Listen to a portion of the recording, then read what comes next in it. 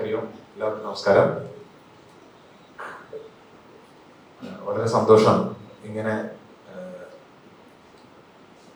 ഒരു ക്രൗഡിനെ കിട്ടുന്നത്. കാര്യം നമുക്കിത് സ്ഥിരമല്ല. ഒന്നേലും കൊച്ചുകുട്ടികളായിരിക്കും നമ്മുടെ മുന്നിൽ, അല്ലെങ്കിൽ കൂടുതൽ അമ്മമാരായിരിക്കും. അത് മോശമാണെന്നല്ല, ഇവിടെയാണ് ഞാൻ നോക്കുമ്പോഴത്തേക്കും കൂടുതലും പുരുഷന്മാരാണ്. അപ്പം അത് നല്ലൊരു കാര്യമാണ്. പക്ഷെ മെജോറിറ്റി ലൈൻ ഷെയർ പുരുഷന്മാരാണ്. സാധാരണ നമ്മള് ക്ഷേത്രങ്ങളിലെല്ലാം പ്രഭാഷണത്തിൽ പോയി കഴിഞ്ഞാൽ കൂടുതൽ അമ്മമാരാണ്. അതിന്റെ ഒരു വ്യത്യാസമുണ്ട്, വ്യത്യസ്തതയുണ്ട്. വളരെ സന്തോഷം. നമ്മള് ഇനിയുള്ള കുറച്ച് സമയം, അപ്പൊ ഞാൻ ചോദിച്ചു എനിക്ക് എത്ര സമയമാണെന്ന് ചോദിച്ചു. എത്ര വേണമെങ്കിലും എടുത്തോളാം പറഞ്ഞു. അങ്ങനത്തെ ഒരു പരിപാടി നമുക്കില്ല. നിങ്ങൾ കറക്റ്റ് സമയം പറഞ്ഞാൽ നമ്മൾ അവിടെ നിർത്തും. അപ്പൊ എന്നോട് പറഞ്ഞു ഇല്ല, ഒരു 45 മിനിറ്റ് ആണ് എന്ന് പറഞ്ഞു. അപ്പൊ അത് കഴിഞ്ഞിട്ട് ഞാൻ ഒന്നുകൂടെ ചോദിച്ചു പറഞ്ഞു 7 മണിക്ക് നിർത്തിക്കോ, എന്നിട്ട് ബാക്കി എന്തെങ്കിലും ഒന്ന് കുറച്ച് ചർച്ച ചെയ്യണമെങ്കിൽ ചർച്ച ചെയ്യാം എന്നുള്ള രീതിയിൽ. അപ്പൊ ഞാൻ 7 മണിക്ക് നിർത്താൻ വേണ്ടി ശ്രമിക്കും. ഓക്കെ, നിൽക്കുവാണെങ്കിൽ അവിടെ നിൽക്കും. ഇല്ലെങ്കിലോ ഒരു 7:05 അതിന് മേളിലോട്ട് പോകില്ല. 7:10 അതിന് മേളിലോട്ട് പോകത്തില്ല. ഓക്കെ, 7 മണിയാണ് നമ്മുടെ ലക്ഷ്യം. നേരത്തെ പറയുന്നത് വെച്ചാൽ നീ ഇടയ്ക്കിടയ്ക്ക് നിങ്ങൾ നോക്കണ്ടെന്ന് വായിച്ചു, ഞാൻ നോക്കിക്കോളാം. ഇതിൽ നോക്കി ഞാൻ എന്റെ ഫോണിൽ നോക്കും. ശരി, നമ്മുടെ വിഷയം ഇവിടെ ചർച്ച ചെയ്യുന്നത് ഭഗവത്ഗീതയെ പറ്റിയിട്ടാണ്. ജീവിത വിജയത്തിന് ഭഗവത്ഗീത എന്നുള്ളതാണ്. അപ്പൊ ഞാൻ ഒരു സെറ്റ് ഓഫ് സാധനങ്ങൾ ഞാൻ കൊണ്ടുവന്നിട്ടുണ്ട്. അത് കഴിഞ്ഞ് ഇവിടെ വന്ന് നോക്കിയപ്പോഴാണ് ഒരുവിധപ്പെട്ടവരെല്ലാവരും എന്നെക്കാളും മുതിർന്ന ആൾക്കാരാണ്, വിജയിച്ച ആൾക്കാരാണ്. ഇനി ഇവരോട് ഞാൻ എന്താ പറയണ്ടെന്നുള്ളൊരു ചോദ്യമുണ്ട്.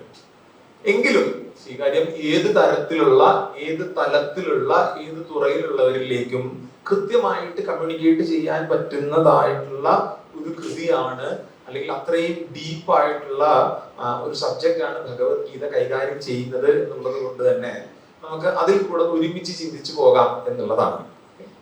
ജീവിത വിജയത്തിന് ഭഗവത്ഗീത. ഇപ്പൊ 3 കാര്യങ്ങളാണ് നമ്മളിവിടെ കൂട്ടിക്കെട്ടിയേക്കുന്നത്. എന്തൊക്കെയാണ്?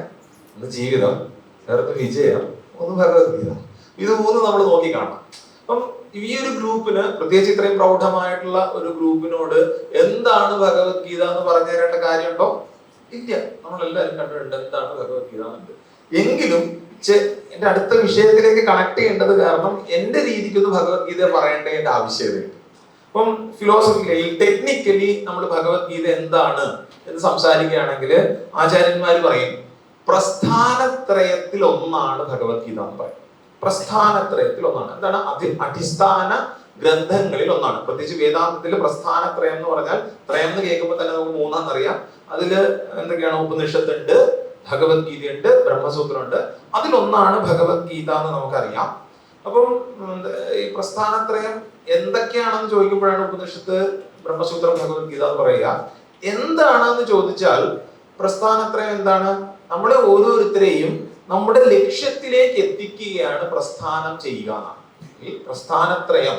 പ്രസ്ഥാനം എന്ന് പറയുന്ന വാക്കിന്റെ അർത്ഥം തന്നെ അറിയാം, പ്രസ്ഥീയതയെ അറിയാം. എന്താണോ നമ്മളെ അവിടെ എത്തിക്കുന്നത്, that which takes you there, അതാണ് പ്രസ്ഥാനം. ഓക്കെ, അപ്പൊ എവിടെ എത്തിക്കുന്നത്? നമ്മുടെ ലക്ഷ്യത്തിൽ എത്തിക്കുന്നതാണ്, അല്ലെങ്കിൽ നമ്മളെ ഓരോരുത്തരെയും നമ്മുടെ ലക്ഷ്യത്തിലേക്ക് എത്തിക്കുകയാണത് ഈ പ്രസ്ഥാനത്രയം ചെയ്യുക. ഭഗവത്ഗീതയും അത് തന്നെയാണ് ചെയ്യുക.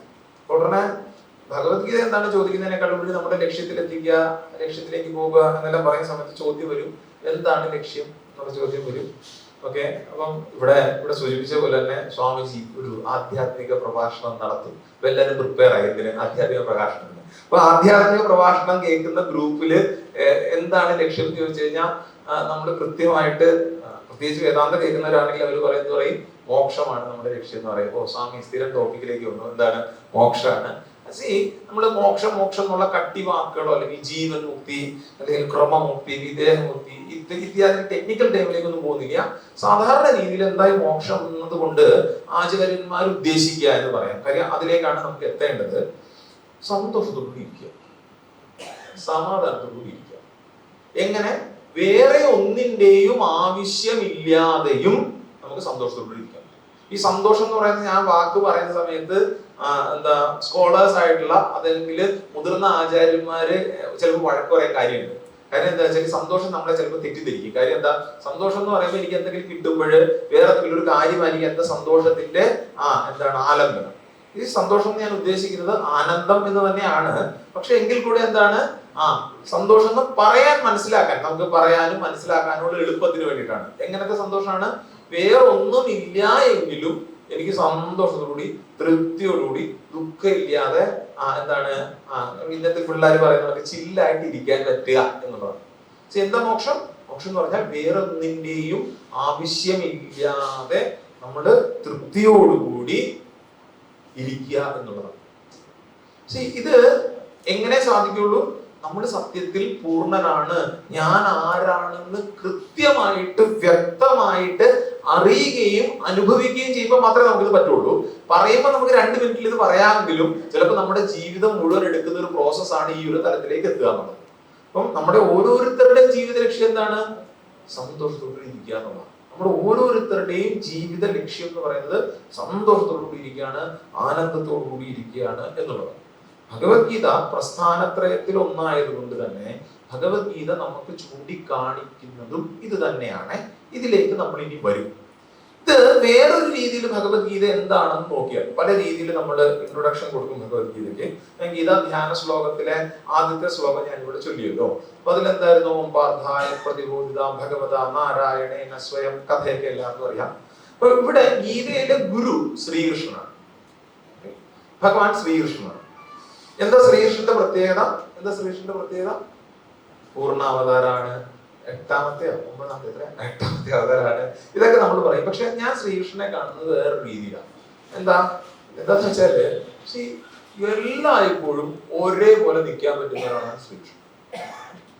ഏത് രീതിയിൽ നമുക്ക് അങ്ങനെ പറ്റുമെന്ന് എനിക്കറിയില്ല.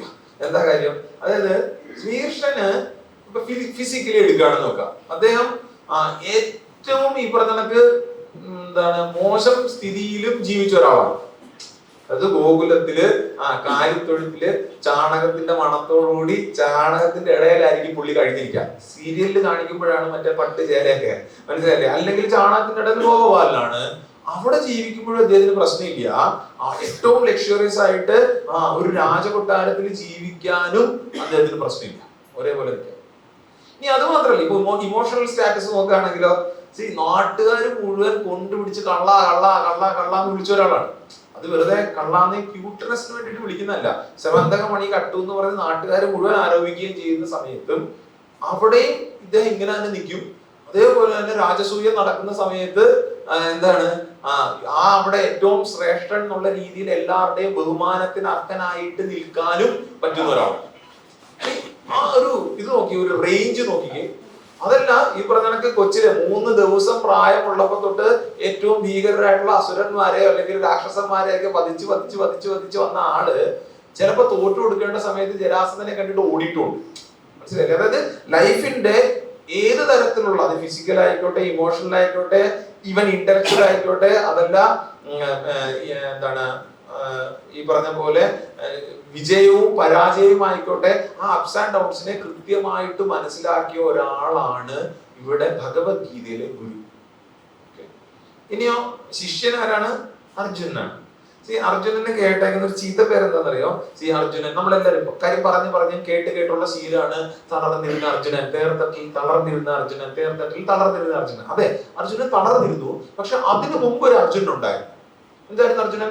ലോകം മുഴുവൻ ഉറ്റുനോക്കിയിരുന്ന ഒരു അർജുനൻ, ലോകത്തിലെ ഏറ്റവും പ്രൊഫിഷ്യന്റ് ആയിരുന്ന ഒരു അർജുനൻ, ലോകം 5000 വർഷങ്ങൾക്ക് ശേഷവും ഇപ്പോഴും വീണ്ടും ഓർക്കാൻ പറ്റുന്ന രീതിയിൽ അന്ന് ചെയ്തു വെച്ചിരുന്ന പല കാര്യങ്ങളും ചെയ്തു വെച്ചിരുന്ന ഒരു അർജുനൻ. അതായത് ബെസ്റ്റ് ഓഫ് ദി ബെസ്റ്റ് ആയിരുന്നു അന്നത്തെ കാലത്ത്.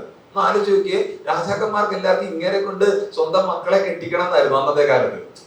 അത് ഉത്തരയുടെ കാര്യമായിക്കോട്ടെ, ആരുടെ കാര്യമായിക്കോട്ടെ.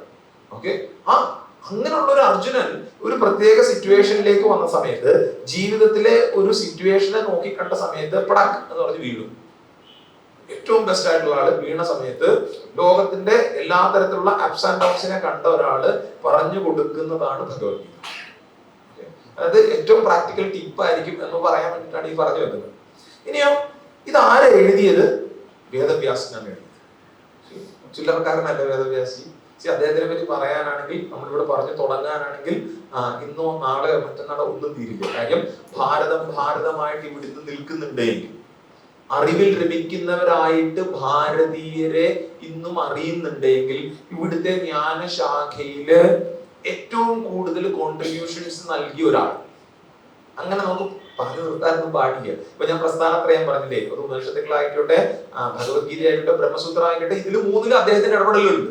അപ്പൊ അത്രയും ഗംഭീരനായിട്ടുള്ള ഒരാൾ. ഏറ്റവും സിമ്പിൾ ആയിട്ട് നമ്മൾ കൊച്ചുകുട്ടികളിൽ ക്ലാസ് എടുക്കുന്ന സമയത്ത് ഞാൻ പറയും, ഞാൻ നിങ്ങൾക്ക് ഇങ്ങനത്തെ ഒരു ബുക്ക് തരാം, ഈ ബുക്കിലെ പേജ് നമ്പേഴ്സ് ഞാൻ വെട്ടിക്കളയും. ഇതിന്റെ അകത്ത് 200 പേജ് ഉണ്ട്.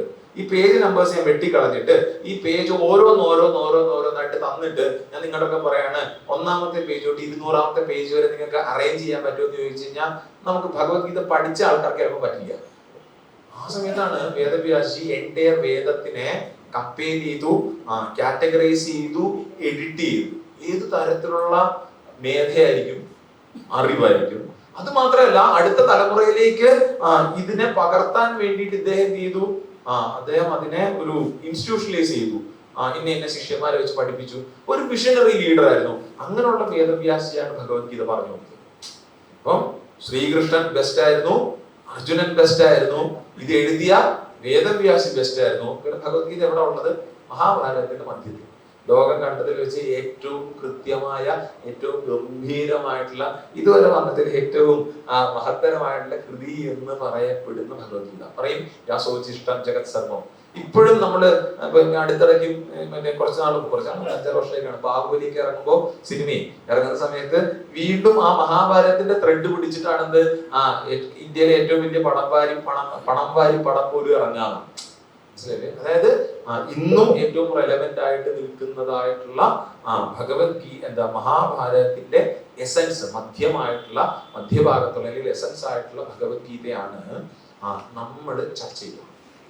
സ്വാഭാവികമായിട്ടും അർജുനന്റെ ജീവിതത്തില് സന്തോഷത്തിനെ അല്ലെങ്കിൽ വിജയത്തിലേക്ക് നയിച്ചത്. നമ്മുടെ ഓരോരുത്തരുടെയും ജീവിതത്തിലെ വിജയത്തിലേക്ക് നയിക്കാൻ ഏറ്റവും കൃത്യമായിട്ടുള്ള ഒരു കൈപ്പുസ്തകമാണ് എന്ത്? ഭഗവത്ഗീത. കാര്യം എന്താണ്? ഏറ്റവും ബെസ്റ്റ് ആള്, ഏറ്റവും ബെസ്റ്റ് ആൾക്ക് പറഞ്ഞത്, ഏറ്റവും ബെസ്റ്റ് ആൾ എഴുതിയത്, ഏറ്റവും മികച്ച സ്ഥലത്ത് ഉണ്ടായിരിക്കുന്ന അല്ലെങ്കിൽ അവിടെ സ്ഥിതി ചെയ്യുന്ന ആ ഭഗവത്ഗീതയാണ് നമ്മളിവിടെ ചർച്ച ചെയ്യുക. ഓക്കെ, ഭഗവത്ഗീത എന്താണ്? ഏറ്റവും ബെസ്റ്റ് ആണ്. ആരെങ്കിലും നമ്മളോട് ചോദിക്കുക എന്താ ബെസ്റ്റ്, അല്ലെ എന്താണ് ഭഗവത്ഗീത ദ ബെസ്റ്റ് എന്ന് പറയാവുന്നതാണ്. ഇനിയോ എന്താ ജീവിതം? ഇതൊക്കെ തന്നെയല്ലേ സ്വാമി ജീവിതം. ഏത് ജീവിതം? സീരീസ് ഓഫ് എക്സ്പീരിയൻസസ് ആണ്. അതായത് ഒരു സിറ്റുവേഷൻ നമ്മുടെ മുമ്പിലേക്ക് വരും, നമ്മുടെ രീതിക്ക് നമ്മൾ അതിനെ ഇടപെടും. നമ്മൾ ഇടപെടുന്ന സമയത്ത് അതിന് ചില ഫലങ്ങൾ ഉണ്ടാകും, ചില റിസൾട്ട് ഉണ്ടാകും.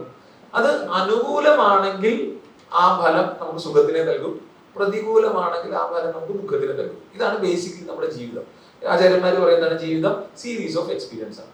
അപ്പം ഇതിൽ ശ്രദ്ധിക്കേണ്ട കാര്യം, ഇതാണ് ഏറ്റവും പ്രധാനപ്പെട്ട പോയിന്റ്. എന്താ ഇതിൽ ശ്രദ്ധിക്കേണ്ട കാര്യം?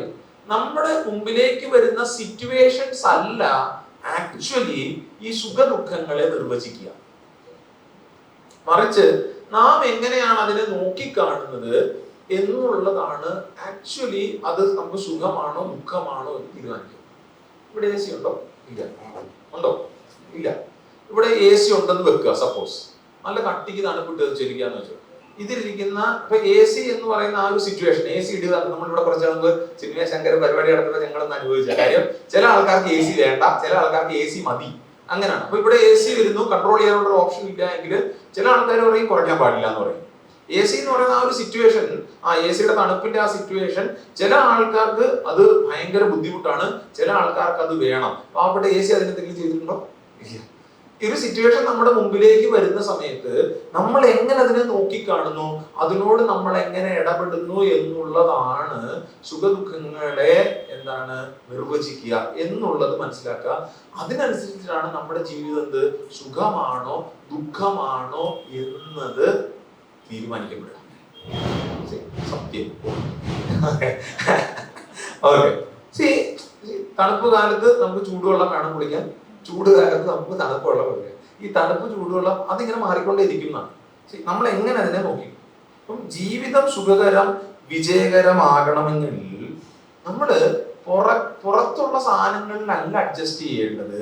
ബേസിക്കലി നമ്മളൊരു ഇന്നർ അഡ്ജസ്റ്റ്മെന്റ് ആണ് ചെയ്യേണ്ടത് എന്ന് പറയാൻ വേണ്ടിയിട്ടാണ് എന്താണ് ജീവിതം എന്ന് ഞാൻ പറയാൻ ഉദ്ദേശിച്ചത്. ജീവിത വിജയത്തിന് ഭഗവത്ഗീത എന്നാണല്ലോ. അപ്പൊ ഭഗവത്ഗീത ബെസ്റ്റ് സാധനമാണ്. ഇതൊക്കെ പഠിച്ചാലും നമുക്ക് എന്താണ് ജീവിത വിജയത്തിന് ഏറ്റവും പ്രധാനപ്പെട്ട കാര്യം, ആ സുഖമായിക്കോട്ടെ വിജയമായിക്കോട്ടെ വരുന്നതിന് നമ്മൾ എന്താ ചെയ്യേണ്ടത്? പുറത്ത് എത്ര അഡ്ജസ്റ്റ് ചെയ്താലും അതല്ല ആക്ച്വലി തീരുമാനിക്കുക. പിന്നെയോ നമ്മുടെ ഇന്നർ അഡ്ജസ്റ്റ്മെന്റ് ആണ് ആ ജീവിത വിജയത്തിൽ നമ്മളെ സഹായിക്കുക എന്നുള്ളത്. ഉടനെ ചോദ്യം വരും, എന്താ വിജയം? എന്താ വിജയം? ബേസിക്കലി വിജയം എന്ന് പറഞ്ഞാല് നമ്മൾ വിചാരിച്ചതായിട്ടുള്ള, നമ്മൾ ഡിസൈർ ചെയ്തിട്ടുള്ള ഒരു ഗോള് അല്ലെങ്കിൽ ഒരു ഔട്ട്കം നമ്മൾ വിചാരിച്ച രീതിക്ക് കിട്ടുകയും നമ്മുടെ പർപ്പസിനെ സെർവ് ചെയ്യുകയും ചെയ്യുന്നതിനാണ് നമ്മൾ സാധാരണ രീതിയിൽ വിജയം എന്ന് പറയാം. ഓക്കെ, അപ്പം പലപ്പോഴും നമ്മൾ ഈ വിജയത്തിന്റെ മേളില് വളരെ വളരെ വളരെ വളരെ എന്താണ് തർക്കങ്ങളും ചർച്ചകളൊക്കെ നടക്കാറുണ്ട്.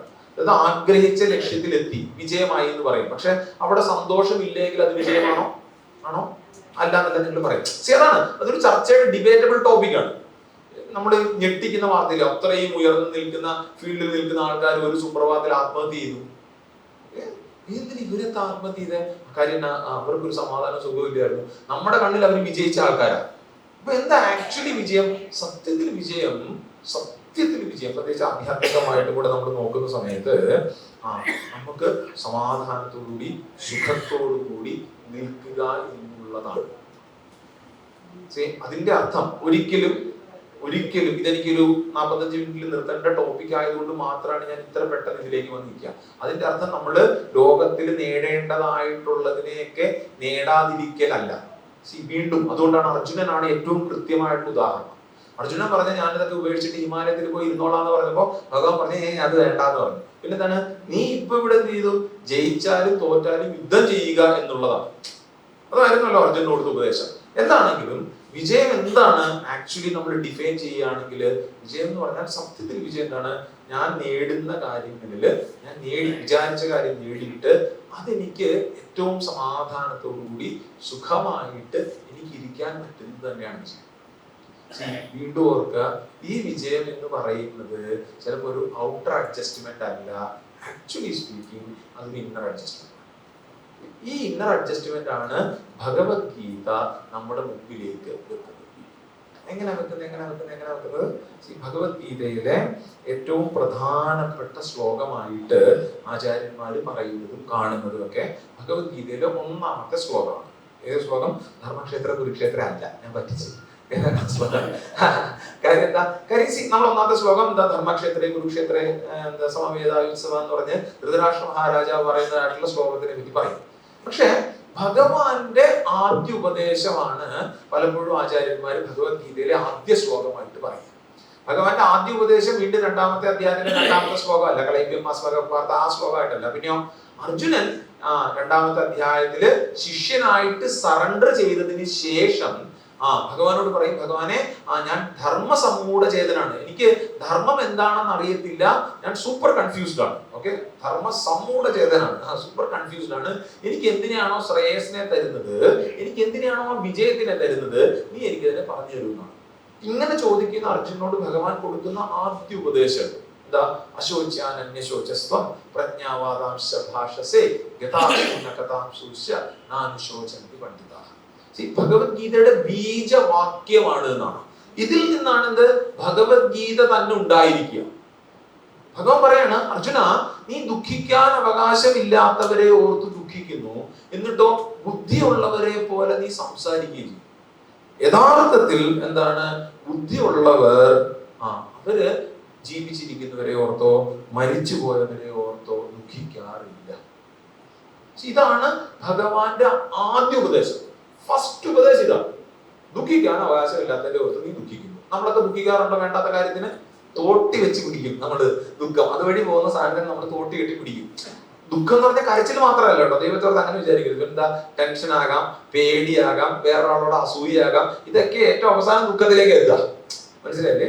അപ്പം നമ്മൾ പലപ്പോഴും ആവശ്യമില്ലാത്ത കാര്യത്തിനെ തോട്ടി കെട്ടി പിടിച്ച് നമ്മൾ നമ്മുടെ ദുഃഖമാക്കി എടുക്കും. ഭഗവാൻ പറയണ, മോനെ അർജുന, എന്താണ്?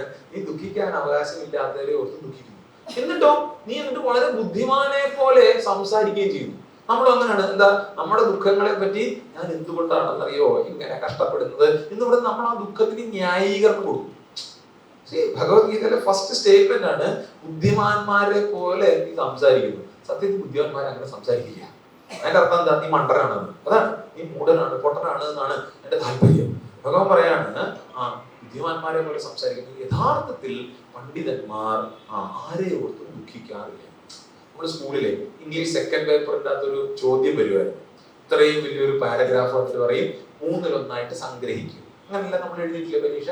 പണ്ട് നമുക്ക് ഇംഗ്ലീഷ് ഒന്നും വലിയ പിടുത്തമില്ലാത്ത കാരണം 3 എന്ന് പറഞ്ഞാൽ 15 ലൈൻ ആണെങ്കിൽ ഞങ്ങൾ എണ്ണും 1, 2, 3. എന്നിട്ട് 5 ലൈനിൽ ഇതേ സാധനം തന്നെ എഴുതി വെക്കും. അങ്ങനെ ടീച്ചറിന് ഒരു നേരെ വന്നിട്ട് അവിടെ ഒരു 3 മാർക്ക് ഇട്ട് തരും. അതായിരുന്നു സാധാരണ. നമ്മുടെ സത്യത്തില് ഈ ഒരു ശ്ലോകത്തിനെ ഒന്ന് സമ്മറൈസ് ചെയ്ത് ഒരൊറ്റ വാക്കായിട്ട് പറയുവാണെങ്കിൽ എന്തായിരിക്കും? അർജുന, ദുഃഖിക്കാൻ അവകാശമില്ലാത്തവരെ ഓർത്ത് നീ ദുഃഖിക്കുന്നു, എന്നിട്ടോ ബുദ്ധിമാന്മാരെ പോലെ സംസാരിക്കുകയും ചെയ്യുന്നു. യഥാർത്ഥത്തിൽ ബുദ്ധിമാന്മാർ ആരെ ഓർത്തും ദുഃഖിക്കുന്നില്ല എന്നുള്ളതിനെ സമ്മറൈസ് ചെയ്താൽ ഭഗവത്ഗീതയുടെ ഈ ഉപദേശം, ഈ സന്ദേശം എന്ന് പറയുന്നത് ഒറ്റ വാക്കിൽ ചുരുക്കുകയാണെങ്കിൽ ദുഃഖിക്കരുത് എന്നാണ്. ദുഃഖിക്കരുത്. ഈ ഭഗവത്ഗീത ദുഃഖിക്കരുത് എന്ന് പറഞ്ഞിട്ട് വളരെ ഫിലോസഫിക്കൽ ആയിട്ടുള്ള എന്താണ് ഒരു ഡിസ്കഷനാണ് പിന്നെ ഭഗവാൻ അവിടെ തുടങ്ങുക. എന്തുകൊണ്ട് പണ്ഡിതന്മാർ ദുഃഖിക്കുന്നില്ല എന്ന് പറഞ്ഞിട്ട് ആത്മാവിനെ പറ്റിയൊക്കെ പറയും. പണ്ഡിതർക്ക് അത് അറിയാമെന്നല്ലാണ്. നമ്മൾ അതിലേക്ക് കടക്കുന്നില്ല, അത് നമ്മൾ പിന്നെ എപ്പോഴെങ്കിലും കാണാം. പക്ഷേ ഞങ്ങൾക്ക് ഈ വ്യക്തി ഫിലോസഫിക്കലൊന്നും വേണ്ട. ജീവിതത്തിൽ എന്തുകൊണ്ട് ഞങ്ങൾ ദുഃഖിക്കരുത്? അതെന്താണ്? ദുഃഖിക്കരുത് എന്ന് പറഞ്ഞാൽ സന്തോഷത്തോടുകൂടി ഇരിക്കണം, സുഖത്തോടുകൂടി ഇരിക്കണം. ഈ സുഖത്തോടുകൂടി ഇരിക്കുന്നതാണ് വിജയം. ഇതാണ് നമ്മുടെ പോയിന്റ്. അപ്പം ഞാൻ വിജയിക്കണം എന്നുണ്ടെങ്കിൽ, ഞാൻ ദുഃഖമില്ലാതിരിക്കണം എന്നുണ്ടെങ്കിൽ ഈ ജീവിതത്തിന് ഞാൻ എങ്ങനെ നേരിടണം? വളരെ കൃത്യമായിട്ട് 2ാമത്തെ അധ്യായത്തിൽ തന്നെ 14ാമത്തെ ശ്ലോകത്തില് ഭഗവാൻ പറയും, മാത്രാസ്പർശാസ്തു കൗന്ദേയ ശീതോഷ്ണ സുഖദുഃഖദാഃ ആഗമാപായിനോ അനിത്യാഃ താം തിതിക്ഷസ്വ ഭാരത. ഭഗവാൻ പറയാണ്, മോനെ അർജുന, ഈ സുഖ ദുഃഖങ്ങളില്ലേ നമ്മൾ നേരത്തെ കണ്ട ലൈഫ് എക്സ്പീരിയൻസ്, ജീവിതം എന്താണ്? സീരീസ് ഓഫ് എക്സ്പീരിയൻസ് ആണ്. അത് നല്ല കാര്യങ്ങൾ വരുമ്പോഴത്തേക്കും നമുക്ക് സുഖവും, ചീത്ത കാര്യങ്ങൾ വരുമ്പോഴെന്താണ്? ദുഃഖവുമാണ്. മാത്രാസ്പർശാസ്തു കൗന്ദേയ ശീത ഉഷ്ണ സുഖ ദുഃഖദാഃ. നമ്മുടെ ഇന്ദ്രിയങ്ങൾ ഇന്ദ്രിയ വിഷയങ്ങളിലേക്ക് തട്ടുന്ന സമയത്ത് അനുകൂലത്തിൽ സുഖവും പ്രതികൂലത്തിൽ ദുഃഖവും നാച്ചുറൽ ആണ്. ശീതോഷ്ണ സുഖ ദുഃഖദാഃ. ഓർക്കണം, എന്താ ഓർക്കേണ്ടത്? ഇത് ആഗമാപായിനഃ. ഇത് വന്നും പോയിയും ഇരിക്കുന്നതാണ്. എന്ത്? ഈ സുഖവും ദുഃഖവും ഇത് വന്നും പോയിയും ഇരിക്കുന്നതാണ്. അതായത് ഒരു കയറ്റം ഉണ്ടെങ്കിൽ എന്തുണ്ട്? ഇറക്കം ഉറപ്പാണ്. ഇറക്കം ഉണ്ടെങ്കിൽ എന്തുണ്ട്? കയറ്റം. ഇത് വന്നും പോയിരിക്കും.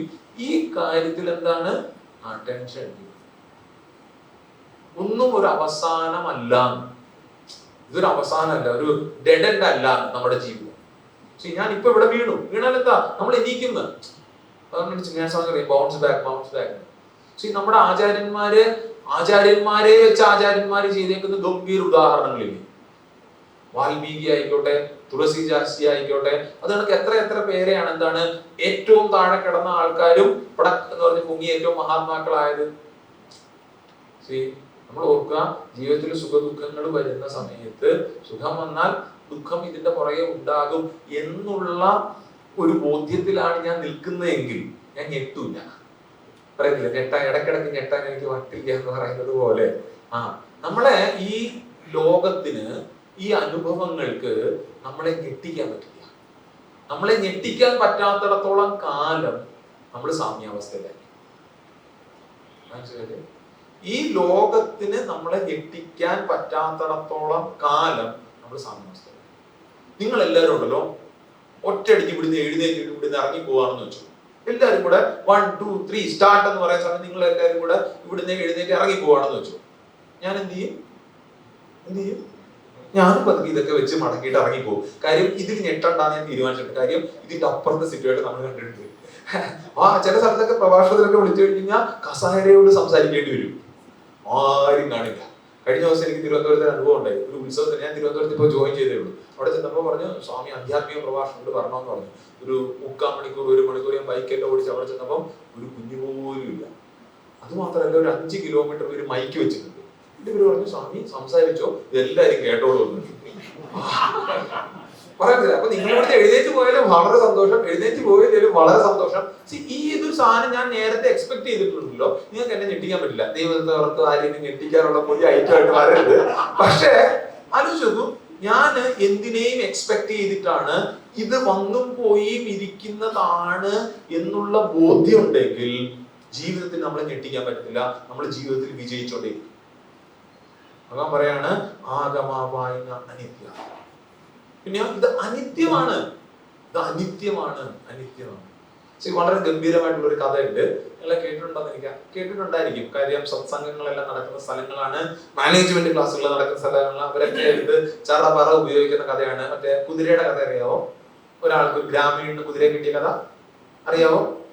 ഭാഗ്യം, കുറച്ചു പേര് അറിയത്തില്ല. തലാണ് ചില ആൾക്കാർ ഇങ്ങനെ സ്റ്റാച്ചു പറഞ്ഞാണെങ്കിൽ ഇങ്ങനെ ഇരിപ്പുണ്ട്. ഓക്കെ, ശരി. കുതിര പെട്ടെന്ന് പറയാം. അതായത് ഒരു ഗ്രാമത്തില്, കാടിനോട് ചേർന്ന ഒരു ഗ്രാമത്തിൽ ഒരാളുടെ കയ്യില് ആ ഒരു കുതിര ഉണ്ടായിരുന്നു.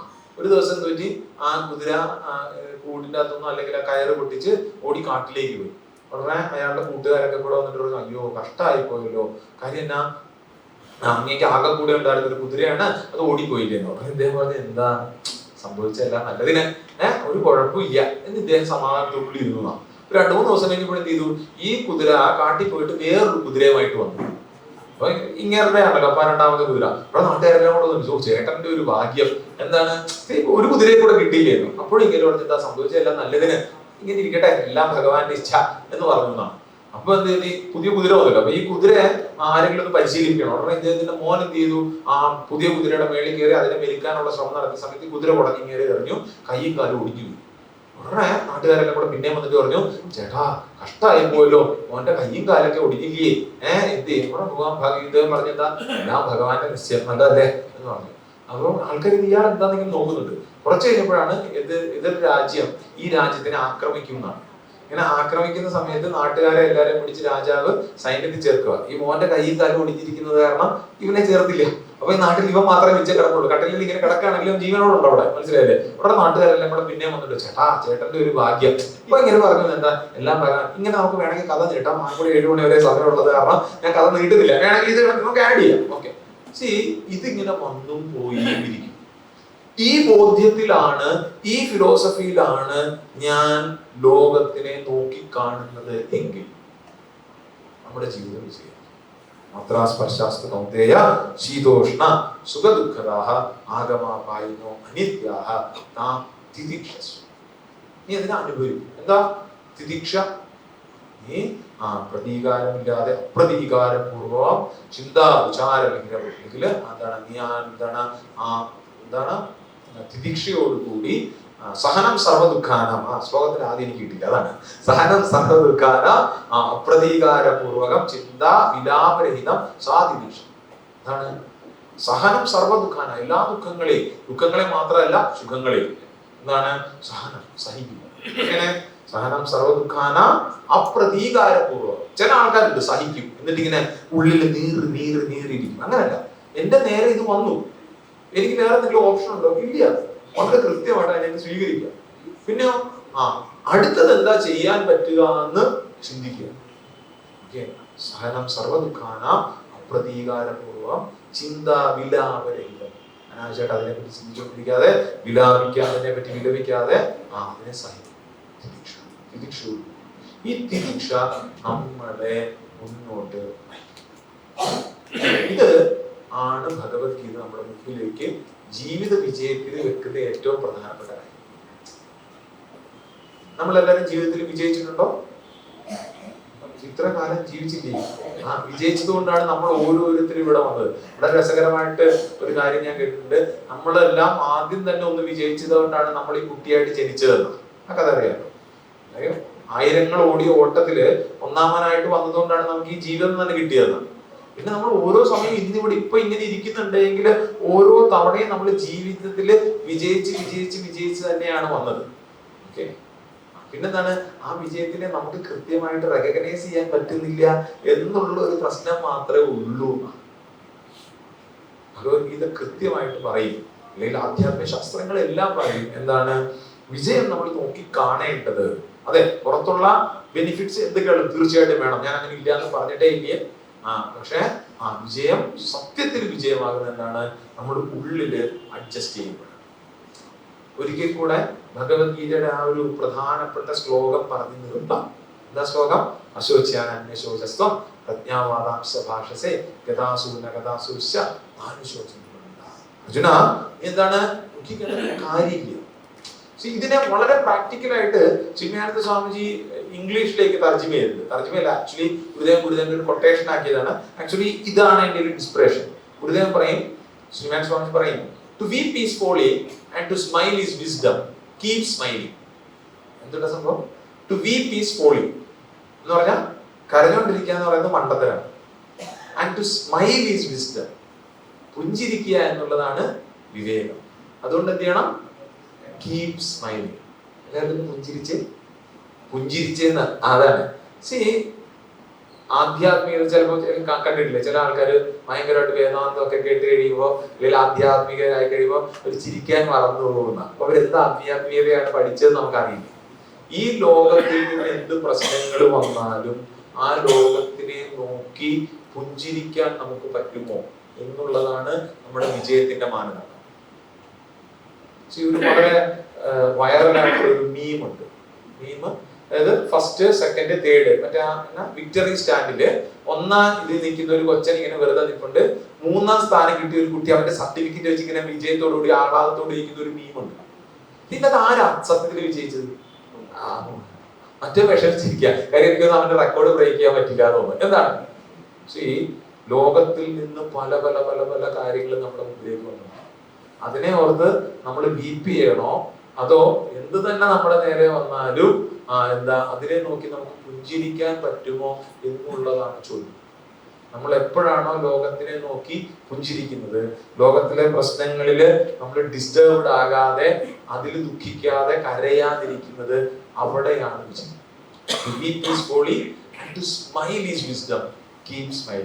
ചിന്മയ വിദ്യാലയത്തിന്റെ എല്ലാം മോട്ടോ ഏതാണ്? Keep smiling. ഇത് വളരെ കൃത്യമാണ്. നമ്മളെല്ലാവരും ഭഗവത്ഗീത പഠിച്ചിട്ടുണ്ടെങ്കിൽ, പഠിക്കുന്നുണ്ടെങ്കിൽ, അതിന്റെ ആശയം ഉള്ളിലേക്ക് എടുക്കുന്നുണ്ടെങ്കിൽ ഒരു കാര്യം നമുക്ക് ചെയ്തു തുടങ്ങാൻ പറ്റുമോ എന്നുള്ളതാണ്. എന്ത്? ആരെങ്കിലും ഒരാളെ കാണുമ്പോൾ ആദ്യത്തെ പുഞ്ചിരി ഞാൻ കൊടുക്കുമെന്ന് തീരുമാനിക്കണം. അത് തന്നെ ഈ ലോകത്തിനെ മാറ്റുന്ന. നമ്മൾ ഇതൊക്കെ പഠിച്ചിട്ടേ എന്താ കാര്യം? ഇത് ലോകത്തിലേക്ക് കൊടുക്കണ്ടേ? ലോകത്തിലേക്ക് എങ്ങനെ കൊടുക്കാം? നമ്മള് പോക്കറ്റിൽ നിന്ന് എടുത്ത് കൊടുക്കാൻ ചിലപ്പോൾ പറ്റിയെന്ന് വരത്തില്ല. അല്ലെങ്കിൽ പറഞ്ഞാൽ നോക്കി 7 സെന്റ് ഇല്ല പക്ഷെ നമുക്ക് എല്ലാവർക്കും കൊടുക്കാൻ പറ്റുന്ന ഒരു കാര്യമുണ്ട്. എന്താണ്? നമുക്ക് എല്ലാവരും നോക്കി പുഞ്ചിരിക്കാം. ഈ പുഞ്ചിരിക്കുന്നത് ആധ്യാത്മികതയുടെ ഏറ്റവും വലിയ ഒരു പ്രതിഫലനം കൂടെയാണ്. നമ്മൾ ഈ ലോകത്തിനെ നോക്കി നമ്മൾ പുഞ്ചിരിക്കുന്ന സമയത്ത് അവിടാണ് നമ്മുടെ വിജയം. Smile is wisdom. Keep smiling. എല്ലാവർക്കും ഈ ലോകത്തിനെ നോക്കി കൃത്യമായി പുഞ്ചിരിക്കാൻ പറ്റട്ടെ. അതിന് ജഗദീശ്വരന്റെ, ഗുരുപരമ്പരയുടെ, പാർത്ഥസാരഥിയുടെ അനുഗ്രഹം ഉണ്ടാകട്ടെ എന്ന് പ്രാർത്ഥിക്കുന്നു. ഭഗവത്ഗീതയിലെ അതെങ്ങനെ വിജയത്തിലേക്ക് നയിക്കും? ലോകത്തിനെ നമ്മൾ പുഞ്ചിരിച്ചുകൊണ്ട് നേരിടാൻ ഈ രീതിയിൽ പറയും. ഫിലോസഫി ഇത്ര ഉള്ളതാണ്. ഇത് വന്നു പോയിരിക്കുന്നതാണ്, അതിനെ സഹിക്കൂ എന്നുള്ളതാണ് ആ ഫിലോസഫി. അത് നമ്മൾ നമ്മുടെ ഉള്ളിലേക്ക് എടുത്താൽ, അത് നമ്മൾ ജീവിച്ചാൽ നമുക്ക് എന്താണ്? വിജയത്തോടുകൂടി ലോകത്തിനെ. ചിങ്ങാൻ സ്വാമിജി അടുത്ത് ഒരാൾ വന്നിട്ട് പറഞ്ഞതാണ്, സ്വാമിജി ഞാൻ ഭഗവത്ഗീത 3-4 പ്രാവശ്യം വായിച്ചിട്ടുണ്ട്. Swamiji, I have gone through Bhagavad Gita many times. Swamiji തിരിച്ചു ചോദിച്ചു, ഭഗവത്ഗീത എത്ര പ്രാവശ്യം നിങ്ങളുടെ ഉള്ളിൽ കൂടെ പോയി? ഭഗവത്ഗീത 700 ശ്ലോകം കാണാതെ പഠിക്കുന്നതോ, അത് ഇങ്ങനെ ചൊല്ലുകയും അല്ല. പിന്നെ നമ്മൾ ഗീത പഠിച്ചിട്ടുണ്ടെങ്കിൽ ആ ഭഗവത്ഗീതയുടെ ആ ഒരു സന്ദേശം നമ്മുടെ ഉള്ളിലേക്ക് എടുത്തിട്ട് നമ്മൾ ലോകത്തിലേക്ക് അതൊരു പുഞ്ചിരിയായിട്ടെങ്കിലും കൊടുക്കാൻ പറ്റുന്നതാണ് സത്യത്തില് വിജയം. ഒരിക്കൽ കൂടെ എല്ലാവർക്കും ജഗദീശ്വരന്റെയും പാർത്ഥസാരഥിയുടെയും ഗുരുപരമ്പരയുടെ അനുഗ്രഹം ഉണ്ടാകട്ടെ എന്ന് പ്രാർത്ഥിക്കുന്നു. ചിന്യാമഷ്ണി ഇങ്ങനെ ഒരു അവസരം നിങ്ങളെല്ലാവരും കാണാനും നിങ്ങളോട് ഇങ്ങനെ സംവദിക്കാനും ഒരു അവസരം നൽകിയതിന് പ്രത്യേകമായിട്ട് നന്ദിയും കൃതജ്ഞതയും ഇതിന്റെ ഭാരവാഹികൾക്ക് നമ്മൾ അറിയിക്കുന്നു.